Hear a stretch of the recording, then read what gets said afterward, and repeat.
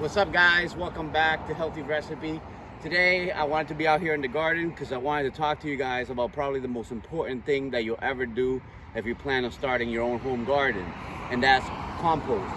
Right behind me I have what's left of about 20 yards of organic compost. You can go to like your local garden shop or anywhere and you can purchase this. I paid $16.50 a yard for this, $400 with delivery. But this is enough for at least a year to feed all of my plants. If you live in an area like I do in Florida where the soil is very bad, and I'll show you guys here real quick what I mean by very bad. If you look here, this is where our soil is. It's just basically sand, and no plants except for weeds will grow here. We even have shells because this is our native soil. So what you want to do is you want to purchase compost from your local garden center, and make sure it's organic, it doesn't have any pesticides and whatever the materials they use, and then you just kind of put that all over your garden. I'll show you guys over here how I do this real quick.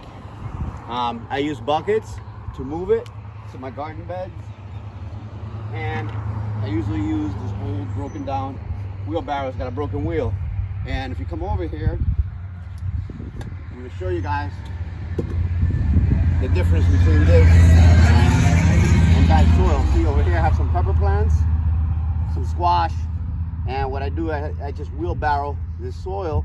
It's got coconut fiber and other things that absorb the moisture and keep the moisture in the root of the plants so they don't die. If I planted this in that sand, everything would basically just wither away and die because it doesn't have any nutrients.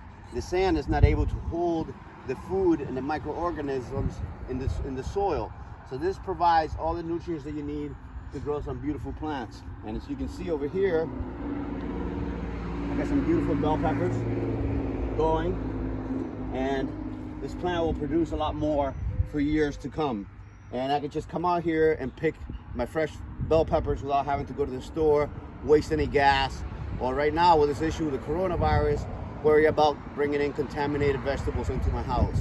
I have my own grocery store right here in my backyard for all the produce that I need, and hopefully be self-sustainable within a couple of years and grow almost all of our produce.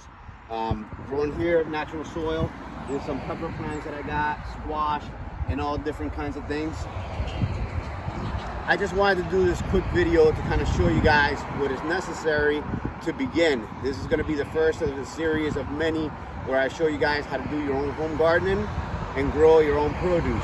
I hope you guys enjoyed it. Let me know what you think in the comments below, and many more videos like this will be coming up in the future. Thanks for watching.